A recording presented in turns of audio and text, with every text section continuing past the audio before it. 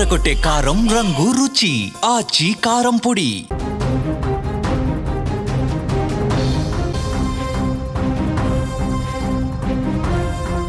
Breaking news. ఆంధ్రప్రదేశ్లో భారీ వర్షాల ప్రభావం ఎప్పట్లో తగ్గేలా లేదు. ఇటీవల కురిసిన విస్తార వర్షాల వల్ల కలిగిన నష్టాల నుంచి ఇంకా పూర్తిగా తేరుకోకముందే మరోసారి భారీ వర్షాలు కురిసే అవకాశం ఉందని వాతావరణ శాఖ హెచ్చరిక జారీ చేసినటువంటి నేపథ్యంలో ఆందోళన కనిపిస్తోంది. నైరుతి బంగాళాఖాతంలో శ్రీలంక తీర సమీపంలో శనివారం ఒక అల్పపీడనం ఏర్పడగా దీనికి అనుసంధానంగా ఉపరితల ఆవర్తనం కూడా కొనసాగుతోంది. ఈ వాతావరణ వ్యవస్థల ప్రభావంతో బుధవారం వరకు తమిళనాడు, కేరళలో భారీ వర్షాలు పడే అవకాశం ఉంది. సోమ, మంగళవారంలో ఆంధ్రప్రదేశ్లో కూడా కొన్ని ప్రాంతాల్లో అక్కడక్కడ వర్షాలు కురుస్తాయని హెచ్చరించింది వాతావరణ శాఖ. ఇక సోమవారం రోజు పొట్టి శ్రీరాములు నెల్లూరు జిల్లా, అన్నమయ్య, తిరుపతి, అలాగే చిత్తూరు జిల్లాల్లో అక్కడక్కడ పిడుగులతో కూడిన మోస్తరు నుంచి భారీ వర్షాలు కురిసే అవకాశం ఉందని విపత్తు నిర్వహణ సంస్థ కూడా తెలిపింది.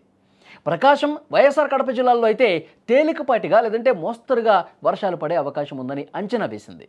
మంగళవారం రోజు కూడా నెల్లూరు, తిరుపతి జిల్లాల్లో మోస్తరు నుంచి భారీ వర్షాలకు అవకాశం ఉంది. ప్రకాశం, శ్రీ సత్యసాయి, వైఎస్ఆర్ కడప, అన్నమయ్య, చిత్తూరు జిల్లాల్లో అక్కడక్కడ తేలికపాటి నుంచి మోస్తరుగా వర్షాలు కురిసే అవకాశం ఉందని చెప్పి వాతావరణ శాఖ తెలియజేసింది.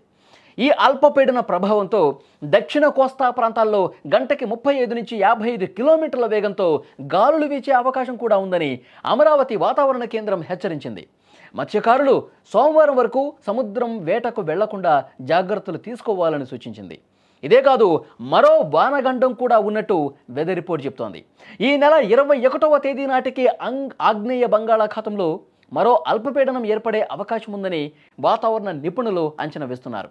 దాని ప్రభావంతో 24 నుంచి 27 వరకు రాష్ట్రంలో అనేక ప్రాంతాల్లో మోస్తరు నుంచి భారీ వర్షాలు కురిసే అవకాశం ఉన్నట్టుగా సమాచారం వస్తుంది. గత నెలలో బీభత్సంగా కురిసినటువంటి వర్షాల వల్ల ఎంత ఇబ్బంది పడ్డందో తెలుసు. మోంతా తుఫాను ప్రభావం ఇప్పుడిప్పుడే జనాలు కోలుకుంటున్నారు. ఎందుకంటే చాలా వరకు లోతట్టు ప్రాంతాల్లో ప్రజలు ఇబ్బంది పడ్డారు. రోడ్లన్నీ కొట్టుకుపోయాయి, ఇళ్లలోకి వాటర్ వచ్చేసాయి. పూర్తిగా లోతట్టులో చాలా గ్రామాల్లో వాగులు, వంకలు పొంగి ప్రవహించి ఇబ్బంది పడ్డ పరిస్థితి ఉంది. ఆ ఎఫెక్టు తెలంగాణలో ఇటు ఖమ్మం కావచ్చు, వరంగల్ కావచ్చు, నల్గొండ కావచ్చు, ఈ ప్రాంతాల్లో పూర్తిగా మునిగిపోయిన పరిస్థితి ఉంది. చాలా ప్రాంతాలు తెలంగాణలో కూడా ఇప్పుడిప్పుడే కోలుకుంటున్నటువంటి సమయంలో ఆంధ్రప్రదేశ్లో మరికొన్ని రోజుల పాటు వర్షాలు ఉన్నాయి అని సమాచారం రావడంతో కొంత ఆందోళన కనిపిస్తోంది. ఇక రేపటి నుంచి ఆ తమిళనాడు, కేరళతో పాటు ఆంధ్రప్రదేశ్లో రాయలసీమ జిల్లాల్లో, అలాగే నెల్లూరు, ప్రకాశం ఈ జిల్లాల్లో కూడా వర్షాలు పడబోతున్నాయి. ఇంకొక ముఖ్యమైన విషయం, 21వ తారీఖున ఆగ్నేయ బంగాళాఖాతంలో అల్పపీడనం ఏర్పడుతుంది.